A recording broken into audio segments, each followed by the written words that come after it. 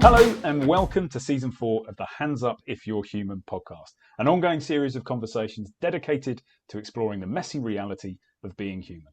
The truth is, there is nothing any of us can think, say, do, feel, or experience that isn't 100% human. So it's time to drop the guilt and the shame, embrace who we truly are, and start to create the life we want to live now. My name is Wyndham, I am the Blueprint Coach, and this season I am joined by the amazing Cassandra Morris. Cassandra, welcome to the podcast. Why don't you tell us a little bit about yourself and your areas of expertise? That would be great. Thank you, Wyndham. It's an absolute delight to be here. And as ever, being invited to talk about the things I'm passionate about makes me want to just start talking about them now. But let me introduce myself first. So my name is Cassandra. I have been operating in the space of healthcare and pharmaceuticals probably for all of the years I can remember. I started working at 19 and carried on working through various different healthcare pharmaceutical environments for the last 30 years.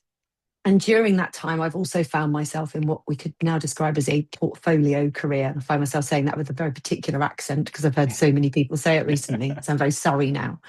Which means that not only was I operating within a space where I was either working with pharmaceutical companies, developing strategy, working eventually in consultancy, and then in HR. So I spent a lot of time learning and understanding about how humans work with or don't work with each other.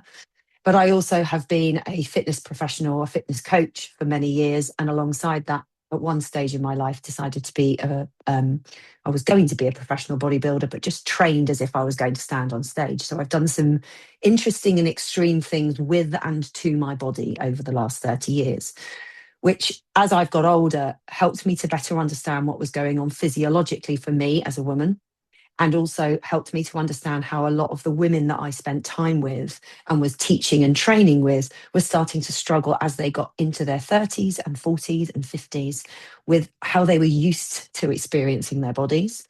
And because of my background in medicine and pharmaceuticals, I understood much more than many of my friends, because they come from other backgrounds, about what's really going on in our bodies as we head into our later years, let's just say. And 50 now does not feel like 50 looked when I was in my 20s, put it that way. Yeah. And over the last 4 or 5 months, I've started to focus on what that really means for women, whether they are in professional environments or asking themselves who they are anymore, alongside the experience they have in their bodies and their hormones, and whether or not we might be fighting against ourselves rather than going with what happens to us as we age. Yeah, brilliant. And that's really the kind of the starting point for us having conversations that have led us to this point where we want to talk about this stuff, because season 4 of the Hands Up If You're Human podcast is going to be about all things related to the inevitable crises of midlife. And that what's really, I want everybody to understand that the reason the two of us are having this conversation is because we want to cover this from a woman's perspective, from a person who is going through particularly female-focused crises and changes in midlife, and also from the perspective of a man who is also going through particular physiological, mental, psychological changes at this point in our life.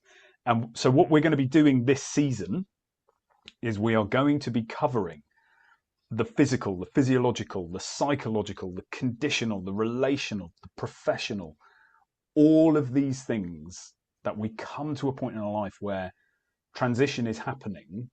There's nothing we can do to stop it.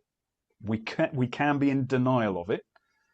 But what we're hoping to do through these conversations is really learn about each other's experiences, be better informed so we can support each other better. And actually, I posted on LinkedIn today how we can move from a kind of energy and a place of me and competition with everybody to a space of we and collaboration with people, so that we can kind of move into the hopefully second half of our lives much more informed, taking better care of ourselves, and actually being able to relate to each other in a much more compassionate way. And so this episode, we are going to start with the dreaded P word.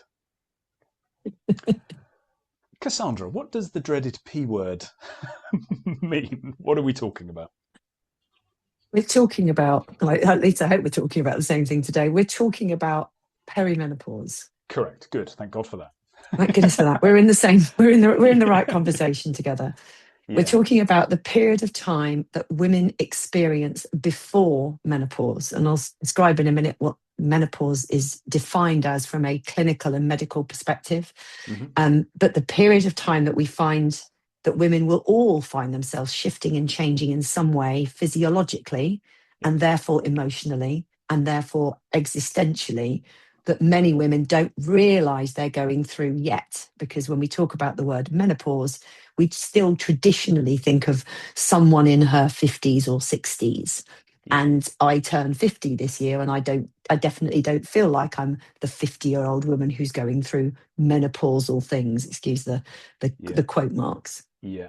Okay, brilliant. And I'm going to bring the ignorance of my particular experience with this. So I am 50 as well. My wife of nearly 20 years is also 50, and we have been navigating perimenopause.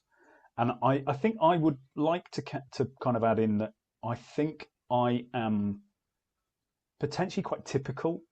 No, I don't know. Obviously, I haven't surveyed all men, but I think I'm relatively typical in that I'm open to the conversation. I recognise this is a physiological change that my wife and, let's be honest, about 50% of the global population are going to go through, or are going through, or have been through. Which means 100% of the population of the planet are going to go through it to some degree in some way, because we have men who, right, we don't have to carry the physiological changes, but we have the emotional connection to women in our lives, and even those who we just kind of coincide with on a day-to-day basis. So understanding that better is, I think, helpful to everybody. What I think I'm still guilty of is I'm open to the conversation 100%. I don't think I'm doing enough of the heavy lifting. I don't think I'm doing enough of the self-education. And I was thinking about this morning, kind of going, I'm going to have to own this. I am still too reliant on my wife educating me about what's going on, what the changes in research are, what the recommendations are, what the limitations are, to why certain women are not being treated or not being provided certain avenues of treatment. So I'm here to be the kind of slightly embarrassed, guilty, uneducated man who is keen to educate himself better. So I'm here for it. I'm here for all of it. I think it's probably also worth saying that neither of us are endocrinologists. Just as this is about your experience, and a lot of that has been self-driven, right?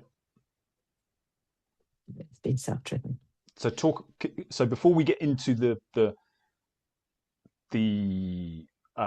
how this perimenopause and menopause, what they are and how they not materialize. What's the word I'm looking for? Manifest. Yeah. What drove you to focus on this and increase your own knowledge and understanding so that you can help other people? Thank you. So I think I'll just quickly refer to what you've just said, which is this you owning the fact that you don't really know or understand it is really, it's critical, it's wonderful, it's honest, but it's also typical of both men and women. So the reason why I needed to find my way through this, and probably did this later than I could have done, is because actually the information that's available to most women, or actually available to anybody, but most women would go and find, is quite difficult to navigate. It's hard to find the facts in it.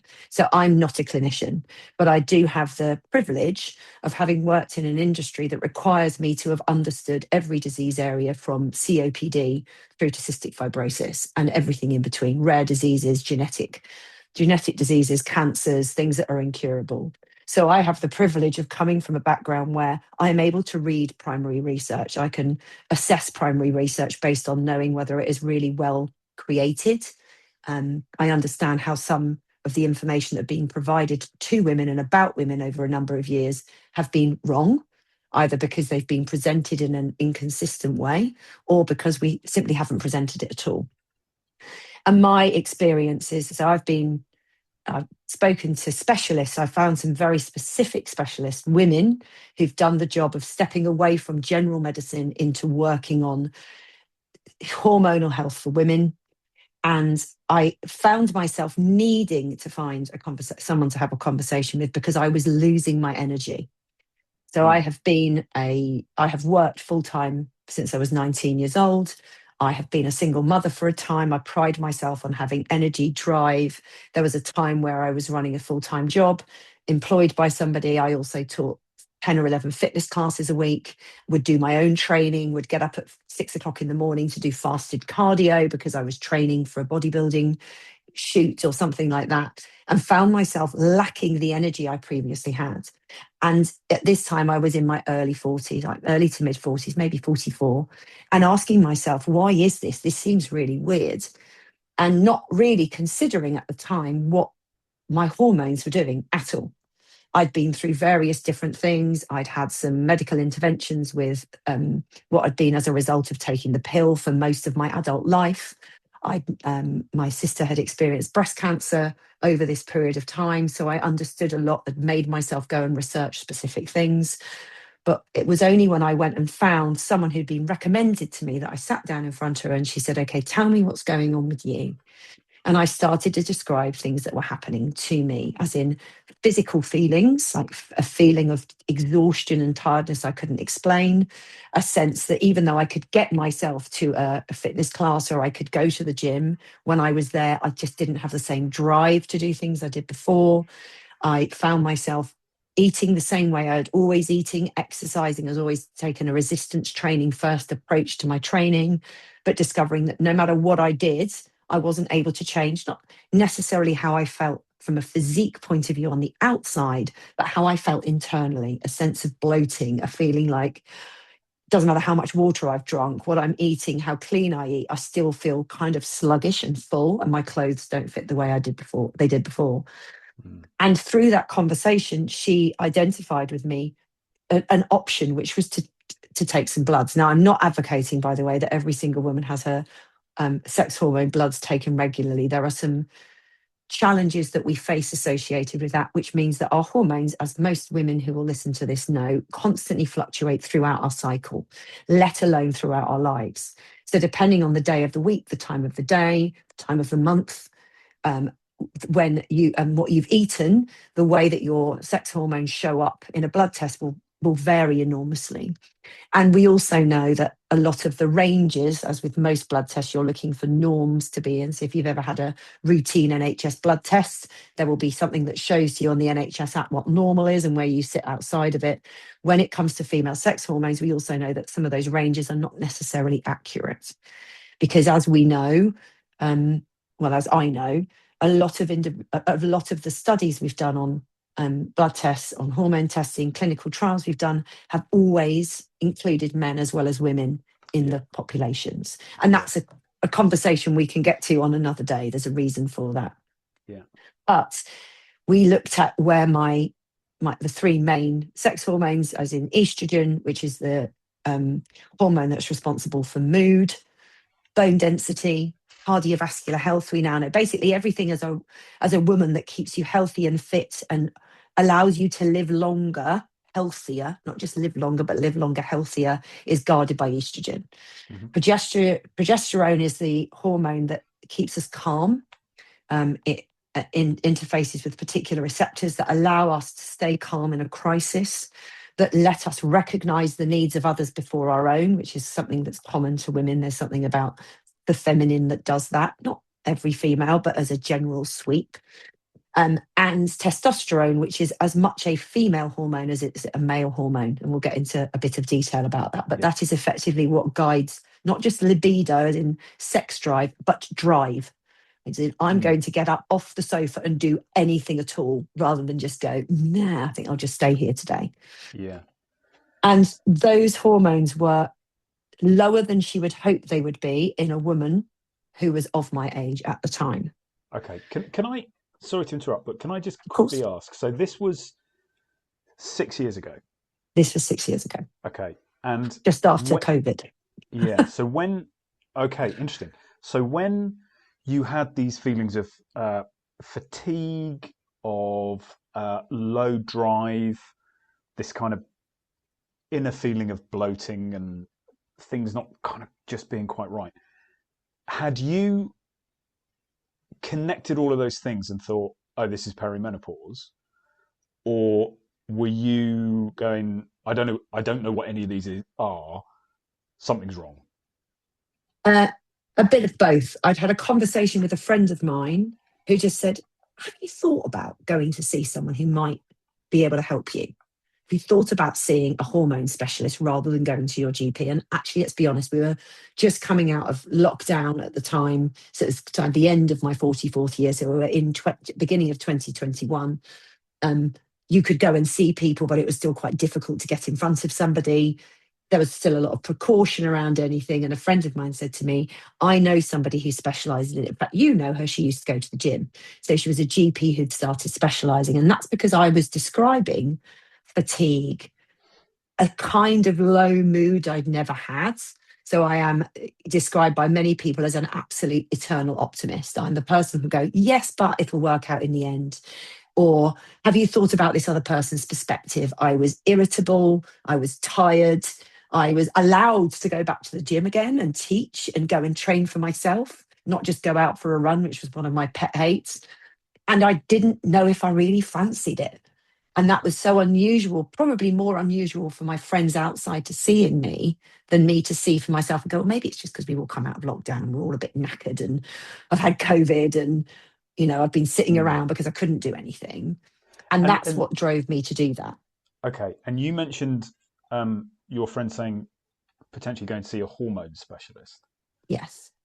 I'm the reason I'm kind of looking at this is because lots of people,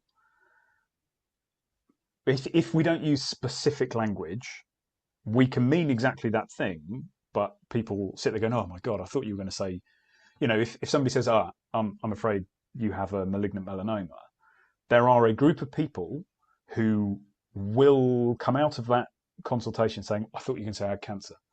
You do. Yes. You do. It's just a different way of saying it.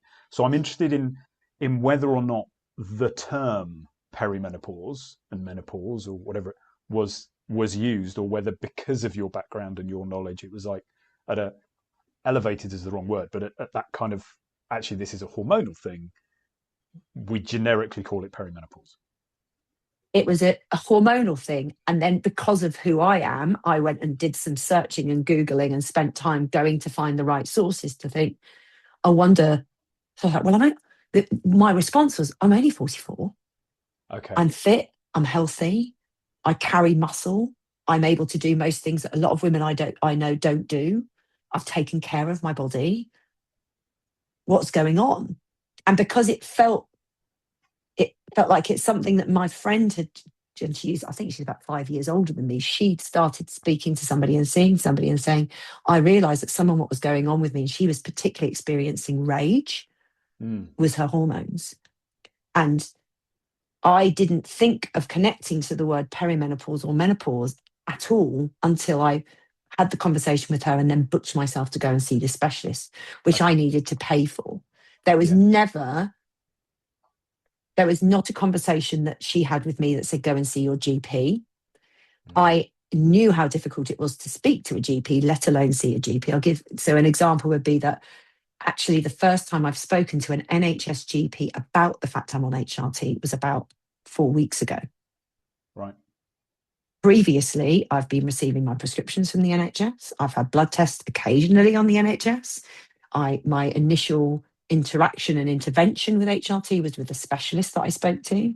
They then will they will refer you back to the NHS because they don't want to charge you for writing a £25 prescription every so often. And actually, the majority of HRT is available to women on a very low cost. And if you have any associated, if there's any reason why you generally don't pay for your prescriptions, you won't pay for them because this is an inevitable thing. Yeah. So it was led by going to see a private specialist. And at the time, actually, I'd left employment, so I didn't have private healthcare. So I made the choice that I would invest, I think at the time it was £250, in going to see somebody and sitting down with them and figuring out what's going on with me. Because if I'm feeling this at a low level now, what might happen as I get older? Yeah. What might happen in the future? But to go back to answering your question, no, it was not, oh, this could be perimenopause. That language, that narrative came along afterwards. Yeah, which I think is, to me, feels like a really important point to acknowledge, that even someone with your professional background, it goes to show that the conversations are increasing, and we are over the last 6 years, it has become more of a topic to speak about. However, I can only imagine, and I don't have to, I can ask you exactly how it was. Given that you didn't make the automatic assumption to go, okay, I am a woman of a certain age and I'm having all these symptoms, that's going to be perimenopause, because it is an inevitability that women are going to go through this change. What was going through your mind about the worries related to the symptoms? It was, how long can I carry on doing the things I love? Is this going to mean I stop doing the things I love? I had also been experiencing some slightly unusual, the way I describe it is it's like a dizziness that felt, the way I've always experienced deja vu is a sense of dizziness that I can feel at the side of my head, like almost in my brain. And that was happening to me every so often at a certain time of the morning, not really to do with my cycle. I've also journaled for the last 10 years, so I'm aware of when things happen. It was definitely not specific to my cycle, but I was having these episodes of what we would describe as kind of brain fog. And there's a whole other conversation we'll have about using the language brain fog. Yeah. It wasn't about forgetting where I was or losing words, although that has happened to me very severely later on in this journey. And it was absolutely, I feel a bit dizzy and I wonder why. I might be out walking with my dog and just stand still somewhere and go, ooh, that felt a bit odd, but I don't feel like I'm going to fall over. I feel something else. So I was is that something to worry about? And I'm not a natural worrier. So it wasn't, I'm a woman of a certain age. I just started noticing things. So I'll give you a good example. I don't have, and I have never had hot flashes. I run very warm. My husband describes me as being like being in bed with a nuclear bomb, but I don't feel that for myself. Okay. I feel hot to touch, but I'm not warm internally. And I actually have a pretty good heat regulation system. I was talking to a lady the other day about this, and she said, oh, I've always sweated buckets when I exercise. And I said, I'm one of those people too. But I think that might be one of the reasons why I don't get hot flashes. Whereas other people I know who have had hot flashes were also some women who never sweated when they exercised. It wasn't about whether they did or not. They just looked the same when they arrived as when they left. So I don't have hot flashes. So it didn't occur to me, because that's one of the most commonly stated symptoms. Yeah. Do you have hot flashes? In fact, it's in the NHS questionnaire. Do you have hot flashes? No.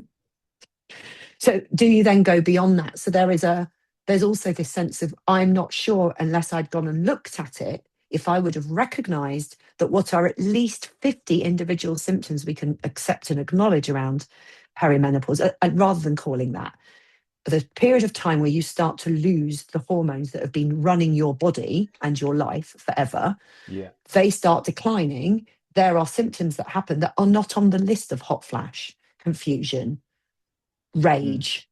Actually, they are, I felt a bit dizzy. I couldn't remember the word for foot. I don't remember what I walked in the room for, but that might just be because I've got too many other things going on in my head. I did not think, oh, it's that, until probably after I had the conversation with the clinician that I'd paid for. Yeah. It's interesting, isn't it? Because what sort of coming up for me is that this, and this is me putting words in your mouth, so feel free to correct me.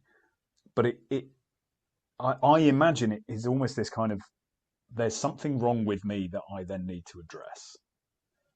Where, and even in, and I understand the kind of quarantining of language, because there is this kind of perimenopause kind of stigma. Is that the right word? Maybe.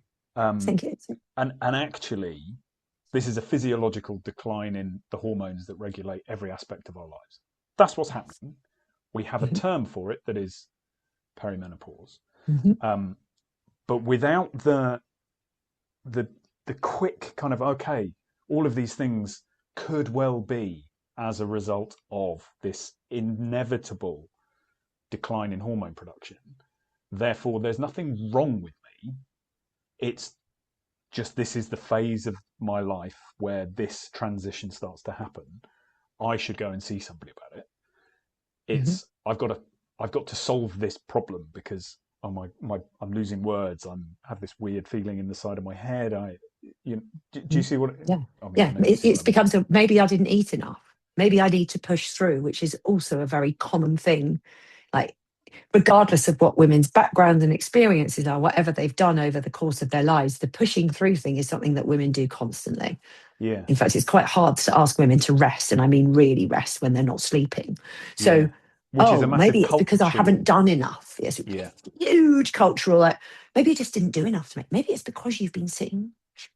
As I said, maybe it's because I hadn't been able to go to the gym. I hadn't been able to lift weights. I hadn't been able to do this. And maybe I was coming out of this and my body was just going, oh, I don't know if I can be bothered anymore.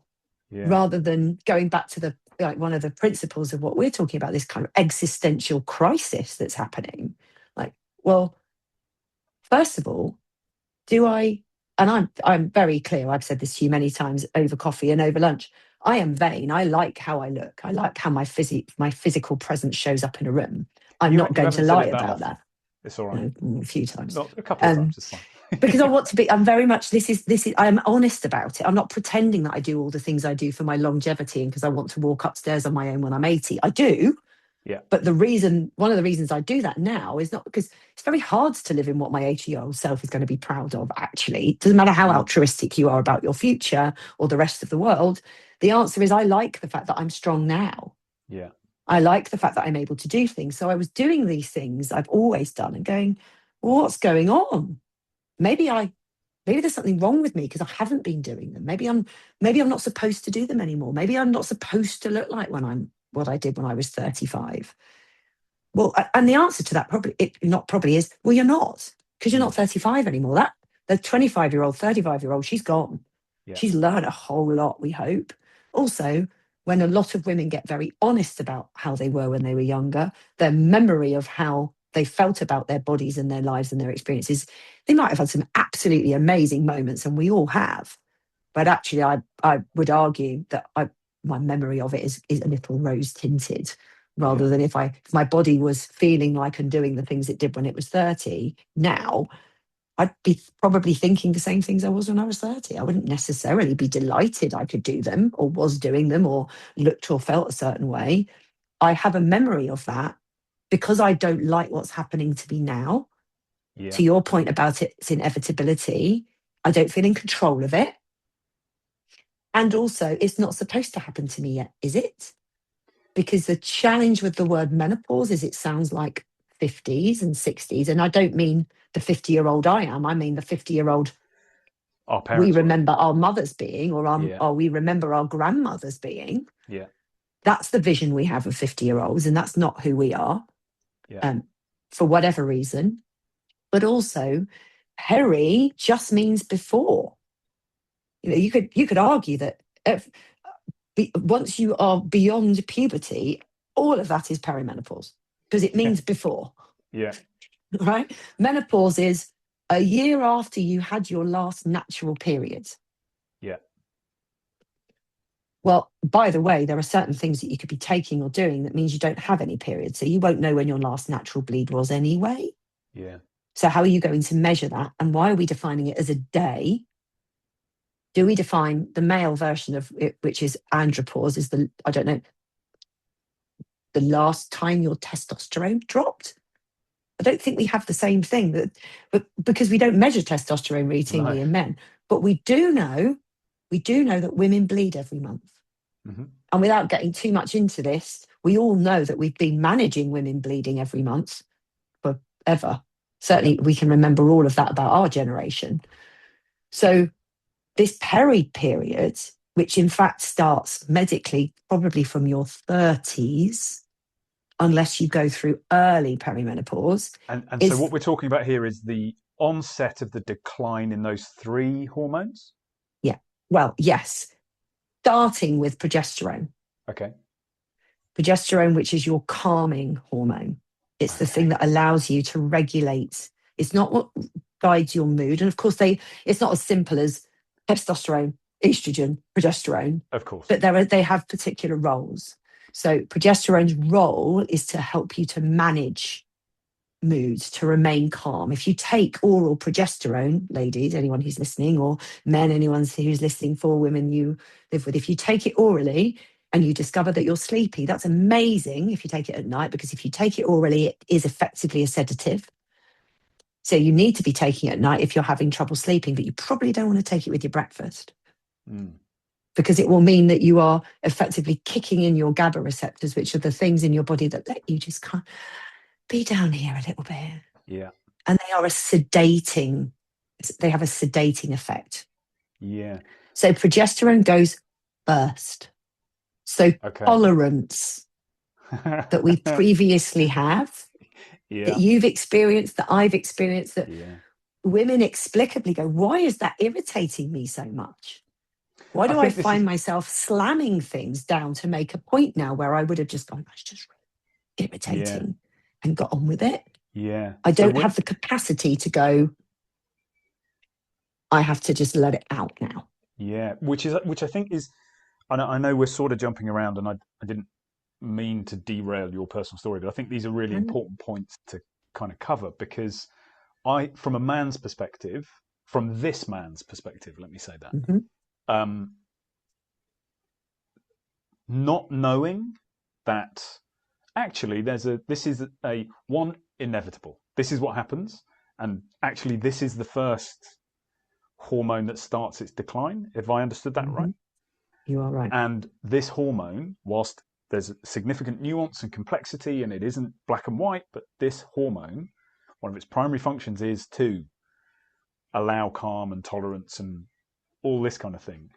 When that starts to fall, and the women in our lives appear less tolerant, it's not Mm-hmm. that they are less tolerant. And I think there's a couple of things from me as a man's perspective that are important here. One is, there are two things going on. One, there is a hormonal driver.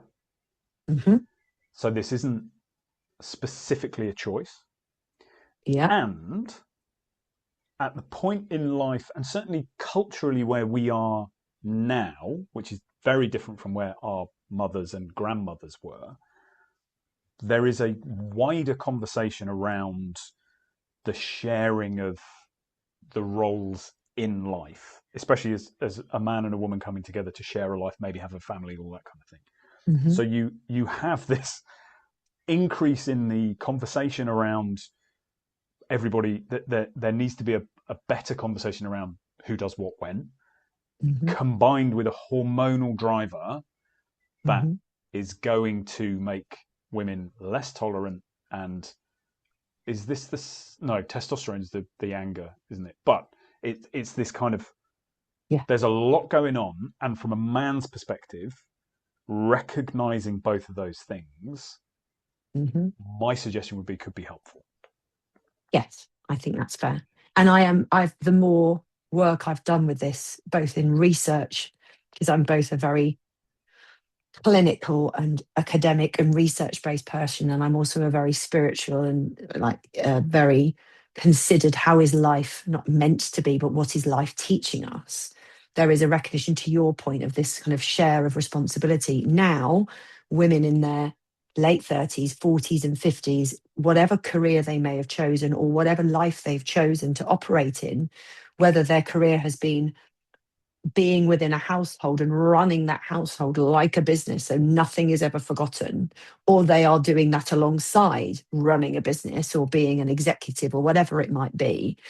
This is a point of life where actually no longer being able to reproduce, which is from a species level what we're talking about, no longer being able to reproduce, but still needing to survive and have a role. There is this other almost evolutionary thing that's happening, which is I no longer need to take care of everybody and everything. And maybe I've reached the pinnacle of my career and I might love it. So now I don't feel guilty for traveling with my job or spending time in different time zones on my laptop or doing things in a different way. And there is we're moving towards this as a society, but more recognition that I don't want to do all of this on my own. I have been able to do all of this on my own. And now I wonder whether or not hormonally I'm no longer able to, which is also a difficult thing for women to admit or consider. Maybe I'm not, it's not just maybe I'm not able to, but maybe I'm not meant to, is where I'm getting to. Is if this means that I am no longer able to tolerate the things that previously irritated me, partly because of what's going on with my hormones, well, from a progesterone point of view, from a calmness perspective, but also because estrogen allows my cognition to function. So those 150 tabs I had open in my head, which went from who's the email I need to send to later and whether or not we've got something out to dinner. And even if I'm not doing it, making sure that's happened alongside what else needs to happen. I cannot necessarily keep all the same amount of tabs open because my estrogen decline, which we'll talk about estrogen. Estrogen isn't a decline. Estrogen is a wild fluctuation. I'm going to use that for the rest of my life as a definer. Estrogen is partly responsible for helping us be cognitively aware and alert, not driven, cognitively aware and alert. So at the same time, my progesterone is stopping me being so calm. I'm now in a place where my estrogen's going, I don't think so, love. Maybe not today. Those things together start to say, not only do I think, as you said, I have, maybe I don't have the same choice I had before, but maybe I'm not meant to. Yeah. And so should I be fighting it to carry on doing the things I always did? Or could I say, this is the part of life where I'm no longer able to procreate. Therefore, I'm probably not supposed to nurture in the same way. I'm supposed to tell you about what needs to be done, but not do it. I am, as we discussed, I was listening to this beautiful description yesterday because we are amongst very few species that have menopause, as in most species in the world don't survive after they can't procreate. One of the main others are orca whales, 5 different species of orca whales, because in those societies, like in ours, the matriarch passes wisdom. Yeah. And isn't supposed to create more little beings. They're just supposed to make sure that generally the beings are taken care of by someone else, by the way, that I can give them back to you at the end of the day. But I've told them the things they need to learn to survive.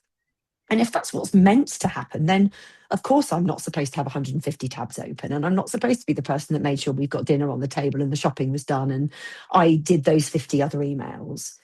I now have to start choosing what I'm going to prioritize for myself, which might feel alien.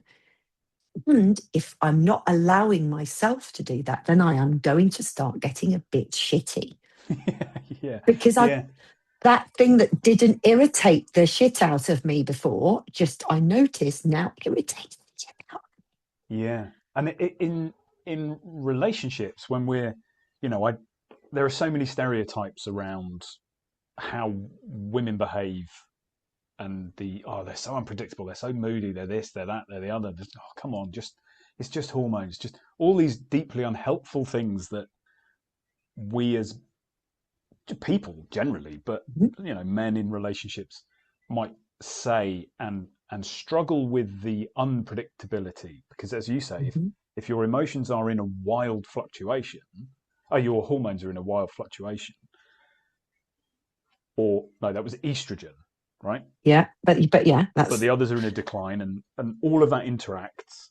Then from a man's perspective, I think when we approach culturally, when we approach relationships, we've bought into this romanticized version of them, that what they are at the beginning, there's a kind of general recognition that we're all going to grow and change, but at no point early in a relationship, before, if you choose to get married, but at the point you kind of commit, whether it be legally or whatever, I don't know of anyone who sat down and said, okay, we're hoping this is going to be forever. Can we acknowledge that we're going to go through periods of change? Both of us are going to go through periods of change, and we're going to have to renegotiate as we go. We're going to have to recognize that what I know I want now, in 10 years, I might not. I might have shifted, but almost certainly going to shift. And from a woman's perspective, the same is true. And I'm not just talking about driven by hormones.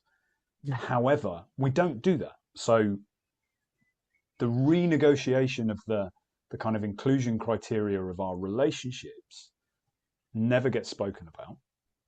So when a woman's ability to put up with is not the right word, and I've forgotten the word you used, tolerance, to tolerate certain things, combined with moving out of the phase of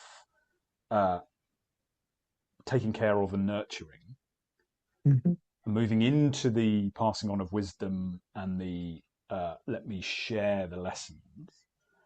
Well, that's a massive change. And if we aren't recognizing that this is entirely normal, entirely natural, there's nothing wrong with anybody, it's how do we together negotiate these changes if we can. There's not a question. I mean, that is a question, but you know what I mean? I do know what you mean. No, we don't. And one of the reasons for that is that we don't know about it.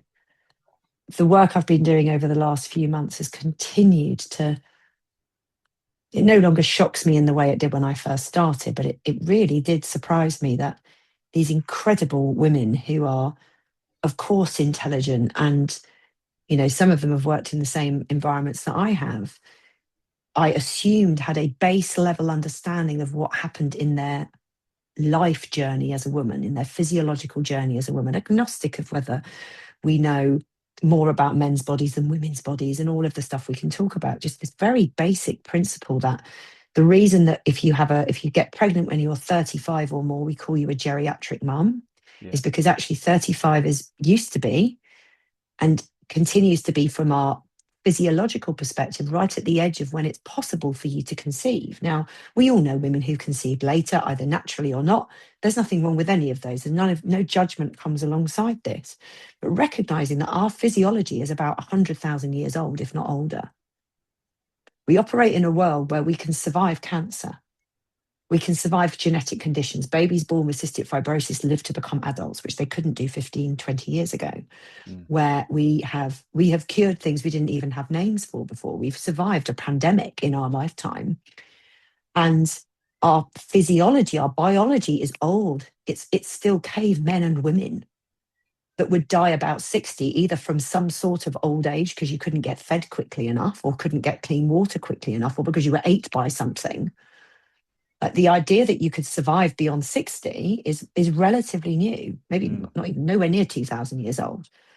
But we forget about that. So we forget that primal stuff that we have in us is still true, not just only in part of our brain, our limbic brain, but actually our physiology is saying beyond 35, ladies, you don't necessarily need to conceive because the survival of the species is such. Because remember, we're very intelligent, but we're still just a species on this planet. Yeah. So we think about this as happening to older people, and therefore we don't know about it. We teach teenagers, rightly. Every teenager starts to understand about what happens biologically in their body. 2 girls, 2 boys, however you identify yourself as a human, but specifically how your biology is. This is what we anticipate what will happen. But beyond, by the way, you could now get pregnant, and that's what are we going to do to make sure that doesn't just happen now? Yeah. We don't teach anyone anything. No. So women who know about how to cure lymphedema don't know what happens to their bodies from 30. Yeah. So not only are we not having the conversation, we're not having the conversation because the women themselves don't know. And when they start to learn, of course, the first thing that happens with something so surprising or unusual or scary is denial. Like, no, that's not true. I've had people ask me to write fact sheets for them because they didn't believe that our fat deposits naturally move to our center as we get older as women. That's to protect your organs. But I've had to write a fact sheet with primary research behind it because ladies have said, I don't believe you. I'm not making this up for a laugh. But if we weren't taught that at the same time as, by the way, you're going to bleed. If you don't bleed, or if you bleed too much, you bleed too little, or you think it's not regular. We teach girls that. And by the way, we're still not teaching them that well enough. But of course, they don't think that this is going to happen in their 30s. And for some women, it happens in their 20s. Yeah. There's And this. that kind of education around periods and bleeding, like you said, Mhm. I mean, I don't know what it's like now. It was a long time ago that I went to school, but it does feel like it's linked to pregnancy. Oh, yeah. And it's like, let's avoid that. And that's Yeah. really all you need to know, as opposed Yeah. to anything about actual female health. Absolutely, absolutely. There are things you need to go and see your doctor about. It does, and let's be honest, that education is still quite new. We're talking Mm, about probably my daughter's generation and another 10 years before that have learnt at school, girls and boys, that actually, by the way, you might have female friends, you might need to go across the road to the garage for them and buy them some tampons. That yeah. is not a conversation we were having 25 years ago necessarily in schools. No. So it's still very new and fresh. And to your point, we're not going beyond that because it becomes about, it does still remain in the space of just make sure you don't get pregnant or make sure Mm, you don't catch an STD, or the things that are concerning and important for their safety because they're driven in a particular way as teenagers, but they don't know their own bodies. But it's not a conversation about, by the way, there are some serious things that could happen to you, ladies, girls, if you discover that your periods are very irregular or something, or you're in excruciating pain. mm, Those things are very much glossed over because, as you say, it does, as far as I can tell, still sit absolutely in the let's make sure you don't get pregnant when you're a teenager. mm, Um, and I might be being a bit too literal, a bit too basic about that, but that's how it feels. yeah. Because if it was beyond that, then it would say, by the way, all this stuff you're going through now, you're going to reverse your puberty from about 35 onwards. Which, for anybody who's right in the thick of puberty going, what the hell is happening to my body? So, by the way, there's going to be a period where that gets undone. And the language we're using, there's nothing wrong with you. The reason for that is so that you can survive without having to procreate. Mm, There's a reason why this is happening. Perhaps you're not meant to tolerate the same stuff. Perhaps you're not supposed to have all of the same tabs open. Perhaps you're supposed to have an existential crisis where you say, I'm doing all of this for all these people for a really long time. What do I want to do yeah. for me? And Yeah. in order, remember, this is always about our bodies are always just trying to help us live longer. Yeah. We know people who have survived some unbelievable and unspeakable things. Your brain is there to solve a problem, but you can't think your way out of a physical issue. We know No. that is true. Yeah. Yeah. So your body just wants you to survive. The reason, ladies, you're going through these changes, and the hot flashes, the cravings, the weight putting on, the whatever it is that you're experiencing, including cognitive failure, including thinking you might have had a stroke, those are things that your body is desperately saying to you, I think, maybe the way you've always done things isn't going to work if you want to carry on living well until you're 80, love. Yeah. Maybe, because we know that our bodies constantly tell us what they need from us. And yes, that is to do with wildly fluctuating hormones and things we don't like. But you cannot bully your body into submission. You've got to listen to it. Yeah. And I'm sure we'll talk more about the sort of cultural uh, separation of mind from body, heart, and soul. It's something I'm deeply passionate about and exploring personally.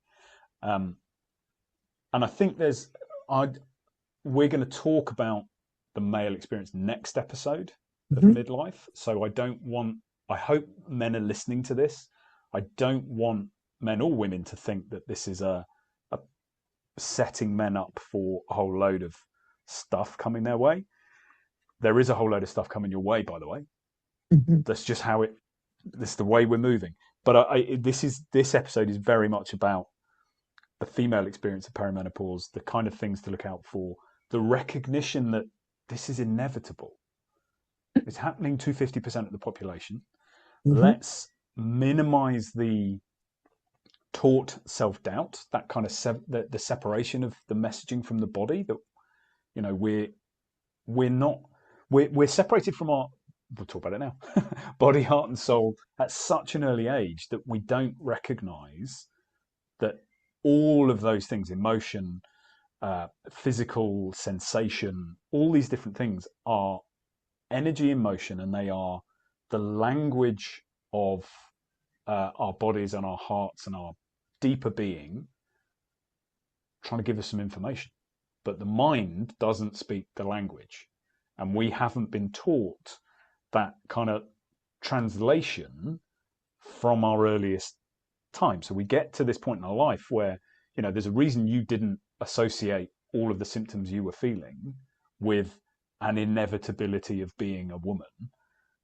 And it's because there's no education around it. You weren't taught the language of interpreting your body's signals.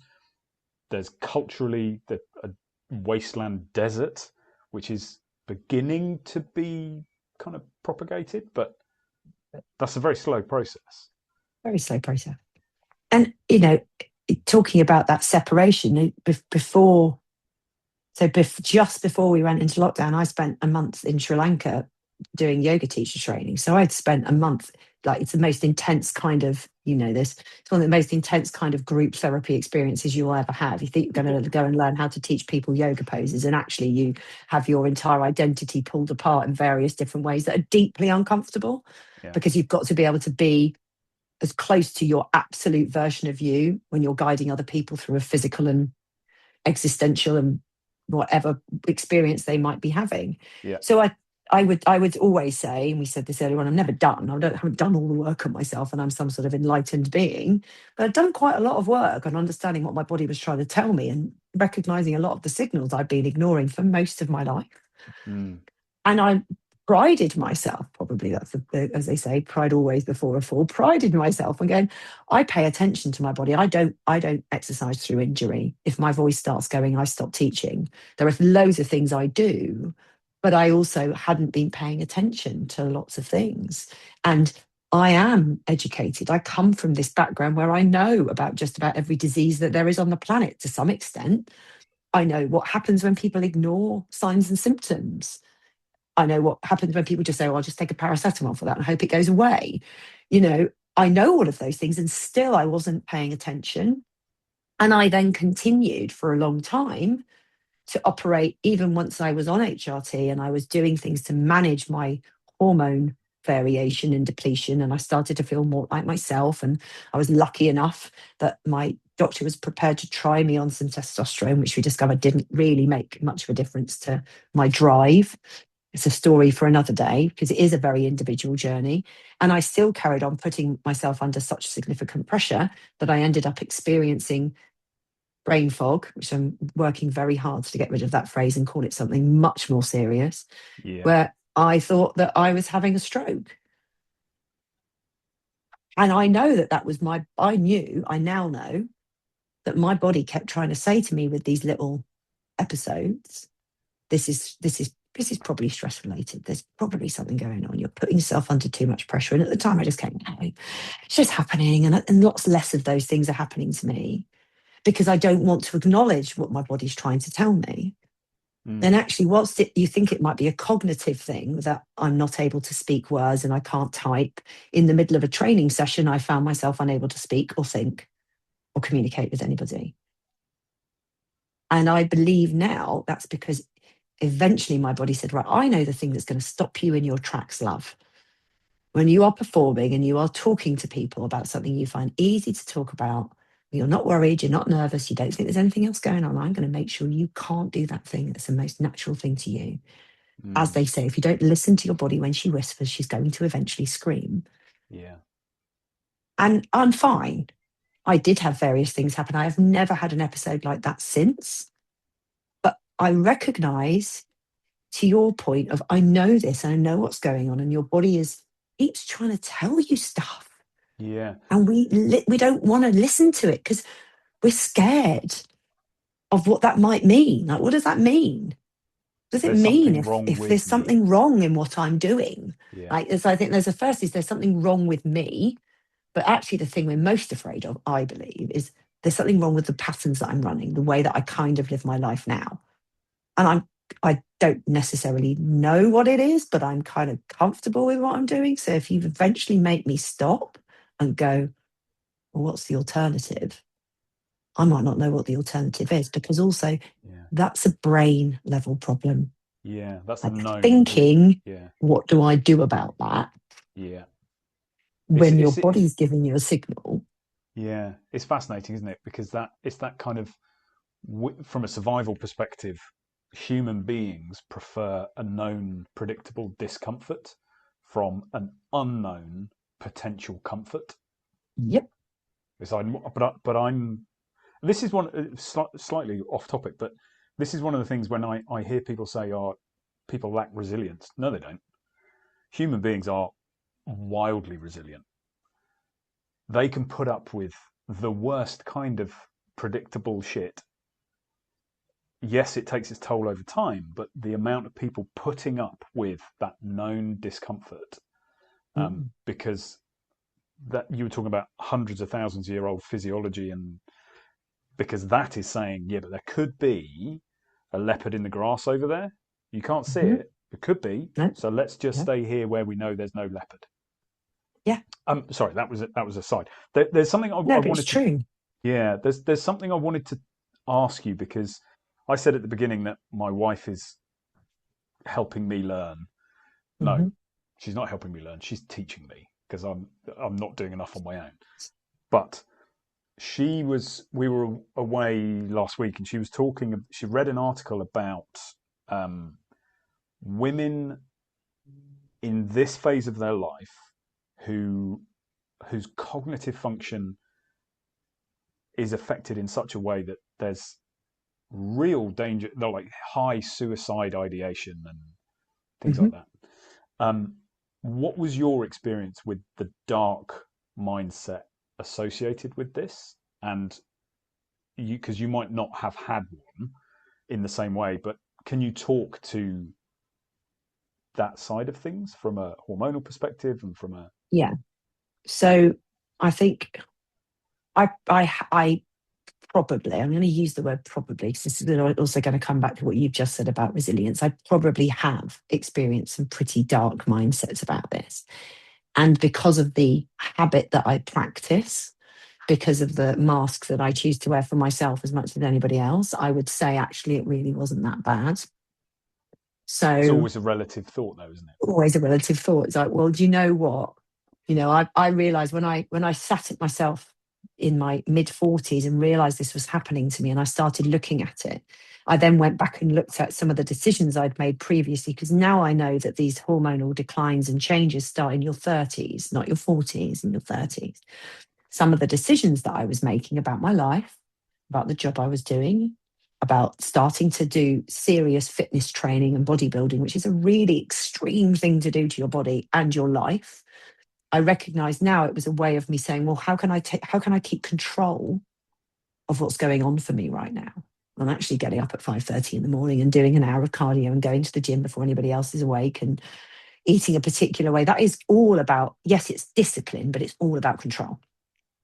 So had I not had that, I don't quite know where I would be, because it became a surrogate for having a really good hard look at myself. Which I think, as you said, it's really not comfortable getting up that time in the morning and eating particular things and not going for dinner with people, or taking a pot of stuff with you that you could eat when you go out to lunch with your friends. But it was a discomfort that was predictable, and I thought I knew what I was doing. So I'm aware that then I don't know what I would have done, because I'm very good at going, oh, I'll do this instead. I think over the last few years of particularly working for myself, running my own business, asking myself, am I capable of certain things? I've had some moments of maybe I'm just not as good as I thought I was. I ended up leaving my employment as a result of some things that I thought were external to me, but actually were about how I'd started to choose boundaries and how I chose to react to the things that were external to me that I'd previously put up with. And again, I'm sure some of that was to do with me paying attention to my body and paying attention to what it was saying to me.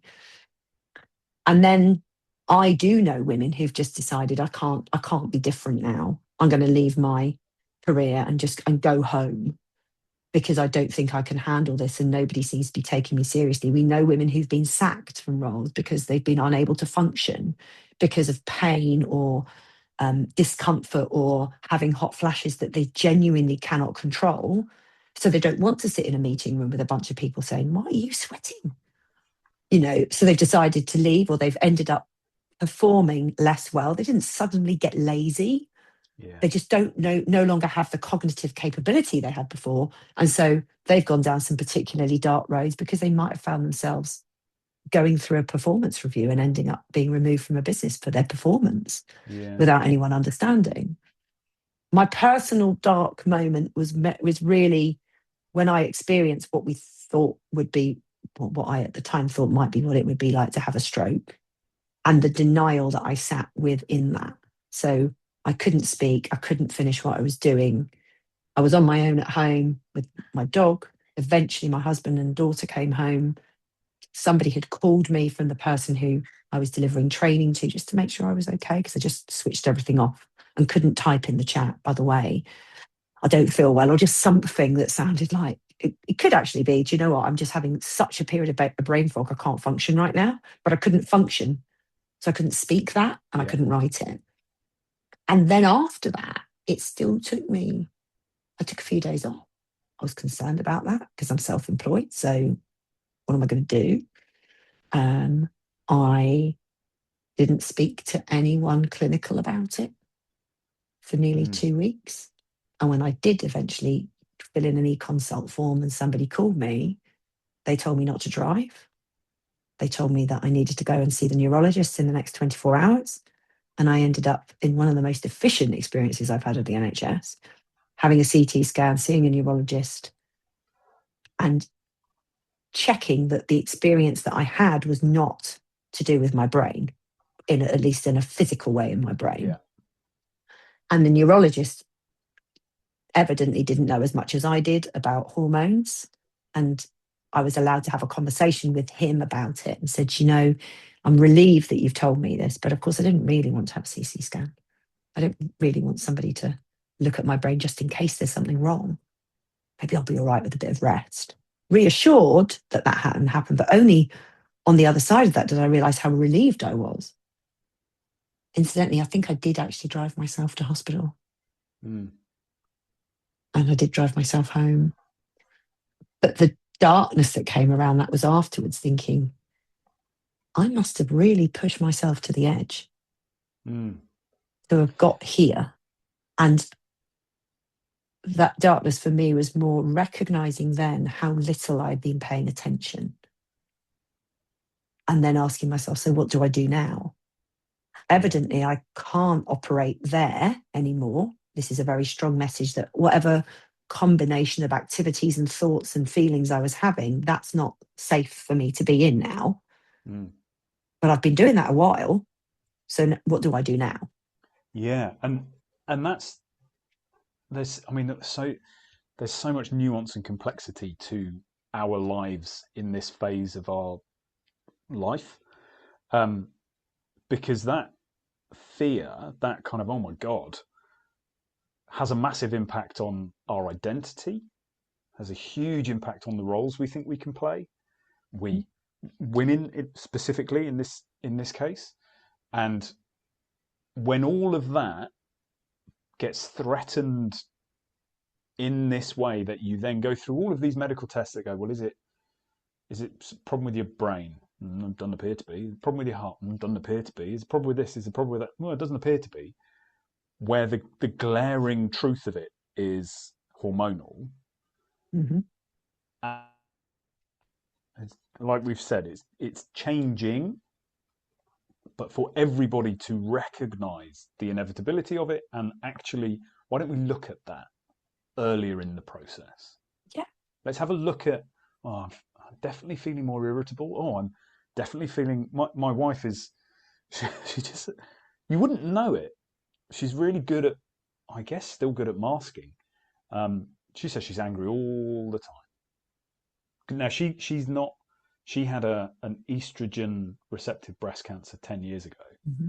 So she has been denied access to HRT. Mm-hmm. So is desperately trying to manage it holistically and like through diet and all those kind of things. Um, but yeah, the fact that we don't immediately kind of go, okay, so this is what's happening in your life. This is how old you are. Why don't we have a look at your hormones? That like Mm-hmm. first port of call Yeah. is wild. Yeah, it is wild. And what's quite interesting is off the back of that, that still did not lead to the NHS asking to have a conversation with me about my hormone. Mm. So I've just been to a local hospital and had a CT scan, whatever, just before Christmas. And you've told me it's nothing to do with what's going on cognitively, or at least physiologically in my brain. So I've been discharged from that. Don't worry, these things are all normal. Doesn't deny the fact that I had this experience that debilitated me completely. I could not form a word. Mm. That did not lead to it. There was no trigger in the system. Bearing in mind, even if you have private healthcare, actually, you don't have somebody who's continually, routinely taking care of you. That is supposed to be the job of a very overutilized and underfunded service that I get. Yeah. That did not trigger someone saying, I wonder if it's her hormones. Like, we're quite comfortable to say, oh, it's probably her hormones. She's hormonal, which is still a Yeah. phrase that we hear far too much, because Yeah. mainly because of fear and misunderstanding. And women say it about other women, Yeah. you know, It's that whole kind of, but no. So what is it? What's yeah. underlying this, and what could we do about it? Because do you know what? Maybe I just won't work so hard. It's not feasible for most No. people. If I was No. employed and I took a few weeks off, there would be a point at which I wouldn't be paid to continue to do that. And then they would ask some questions. Yeah. But very few people in employment in employers have got any idea what's going on either. They don't. If it was my employer, I know my previous employer did not know as much as I now know. I as the head of HR didn't know how much as I now know. Therefore, Yeah. what could I have done to support me? If I'm asking that question about what could I do to support me, then oh my God, what would we do? How on earth can we support anybody? Because we don't know. Women don't know. So of course it gets dark, because they start wondering, what am I going to do? Particularly in situations like your wife's, where she is denied access to because of risk. Mm. And we've mentioned this before, but potentially, I'm not advising anyone, potentially being able to give women enough information for them to determine for themselves which risk they would rather take. Yeah. This was one of the questions when, after my wife's treatment for her cancer, she was put on tamoxifen. Mm-hmm. And it was, you're going to be on this for 5 years. There's current research being studied to see whether 10 years is better. So when you get to 5 years, we might say there's 5 years more. But the thing nobody said to her was, essentially, when you start taking this drug, we are putting you into a menopausal state. Mm-hmm. Not mentioned. None of the Nope. side effects mentioned. Nope. Nothing, no information provided whatsoever. So she has done vast amounts of research because it's her health. And Yeah. she's exercising what you're talking about. She is exercising her practicing discernment and working as hard as she can for self-advocacy. And she's been to different people to say, look, can I not take the risk myself? Yeah. I understand it. Can I not say, do you know what? I would rather the tiny additional risk of a recurrence of my breast cancer compared to the significantly higher risk of osteoporosis, of heart disease, of all these other definitely very bad for you things that Mm-hmm. are just a natural side effect of the drop off in the hormones. Yeah. We're not allowing, and because there is still even amongst the population of women generally in this country, at least, there is still a don't take HRT. It could give you breast cancer. Don't take HRT. It could give you heart disease. Like, that is not true. That is not true. And going back to your comment earlier on about what we're teaching teenagers about their bodies going through puberty and managing. So at a very basic level, the information that was given out several years ago about hormones was A, misinterpreted, but B, was synthetic hormones, which meant that there was a higher risk of certain things in certain ages of women, but it was not done in the way it needed to be done. And it was not clear and it was not honest. Let's say that. But what we now know is that the HRT we were providing women then was not bioidentical, which we were able to make. Now, we were always able to make, but actually it was synthetic hormones. And those synthetic hormones are what we still put in most contraceptives.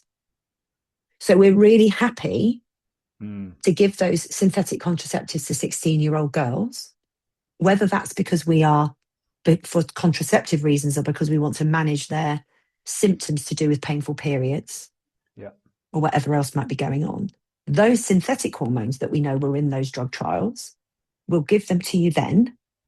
But when you're older and you could make a discerning decision for yourself, I understand that, but I would also like to reduce my risk of dementia. By the way, we're actually pretty good at taking cancer into remission, but it's really, really hard to undo osteoporosis. It's not impossible, but it's hard work. Yeah. It's very hard to recover your heart muscle because, by the way, the reason for all of this is because it's a muscle and you're going to lose muscle over your body because your estrogen is declining, and that means you will lose muscle as you get older. Like, all of those things we don't provide that information.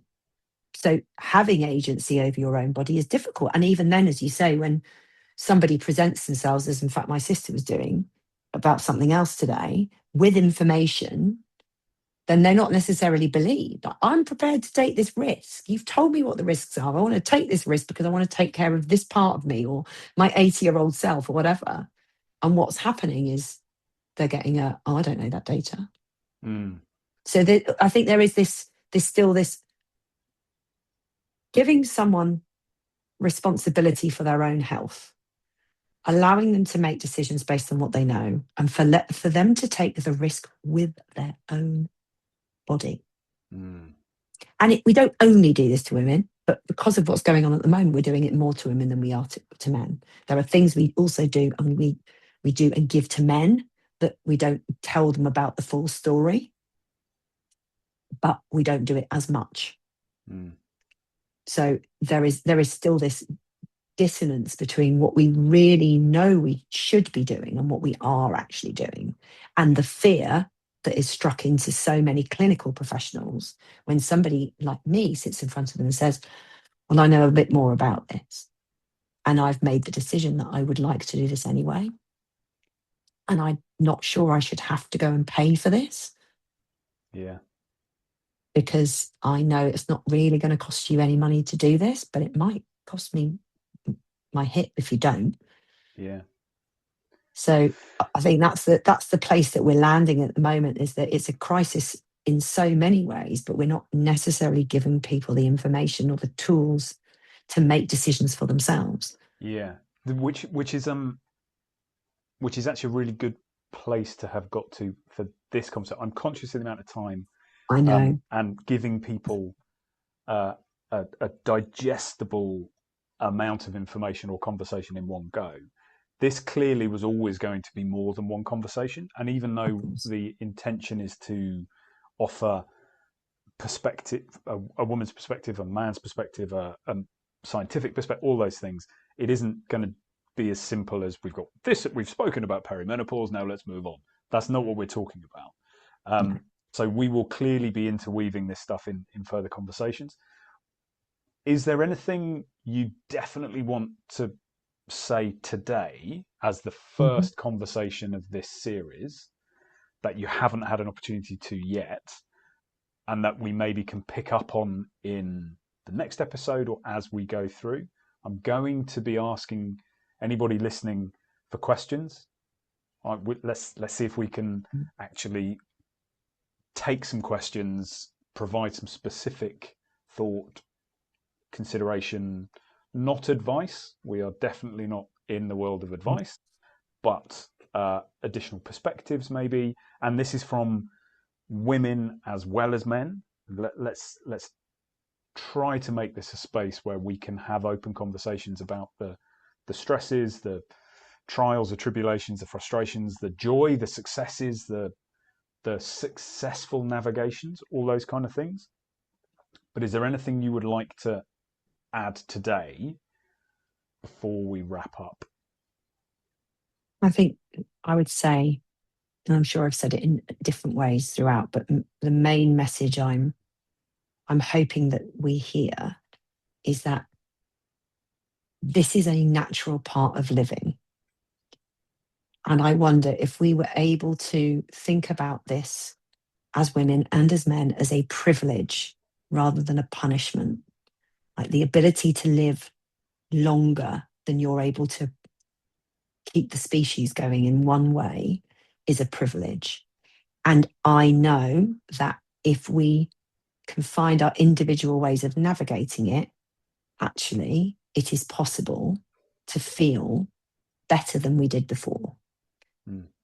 But it starts with the mindset shift of this is happening for me, not to me. Yeah.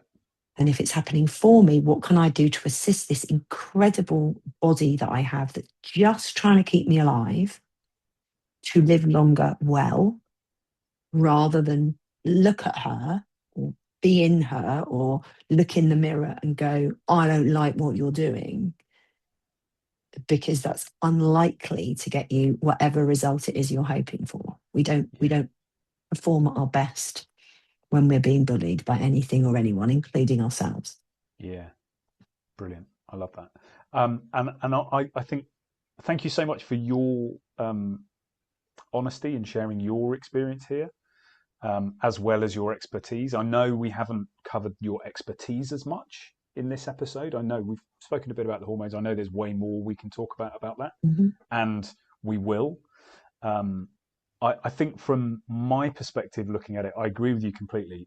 If all of us, men and women, can look at this as entirely natural and an inevitability, and from a man's perspective, looking at how can we as men collaborate with the women in our lives in order to navigate and create whatever comes on the other side of this transitional period in life, but do it with intention and compassion and curiosity.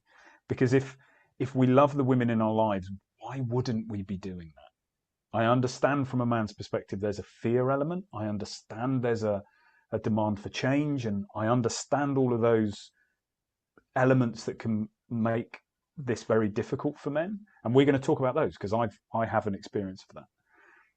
But my kind of takeaway at this point would be, let's move from this kind of competition, you versus me, to us. We are navigating this because we 100% are.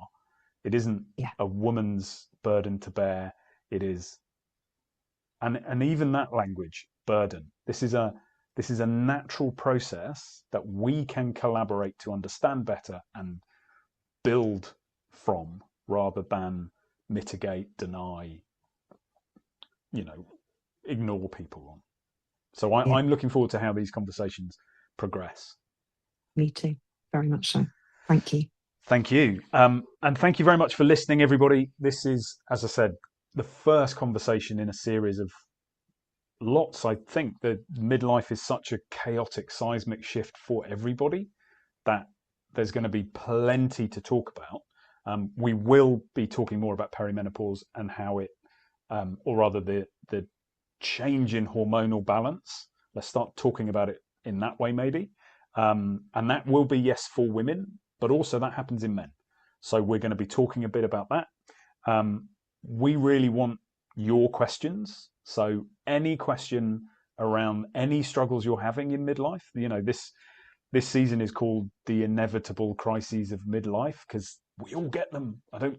If you think you aren't, I'm gonna probably suggest you're in denial. But so we want questions. Please feel free to send questions to the email address, which is handsupifyou'rehuman@gmail.com. Cassandra, where can people find you if they want to kind of get in touch with you outside of the podcast and learn a little bit more about you? So you can find me, the easiest place and the most comprehensive place is on LinkedIn. I am Cassandra Morris on LinkedIn. I look very much like this in my photograph. Mm-hmm. And also the business that I run around midlife for women or in women is called Strong Foundations. You can also find me on Instagram, but actually I think LinkedIn is the place to go to find out all of the things that I bring to the table and to be able to ask me direct questions there if you want to. Brilliant. Thank you very much. If anybody is interested in connecting with me, it would be lovely. I'm also on LinkedIn. I am Wyndham James and look a lot like this. I'm also on Instagram. I am blueprint coach _Wyndham because there are a lot of blueprint coaches. But yeah, please get in touch with us. We do really want to make this as helpful specifically as it can be. So any challenges or questions you have, let us know. And we will be back. We haven't set a date yet, but we are committed to this series. So we will be back in a week or two. Until then, we both wish you a peaceful, joyful few days, and we will speak to you soon. Take care.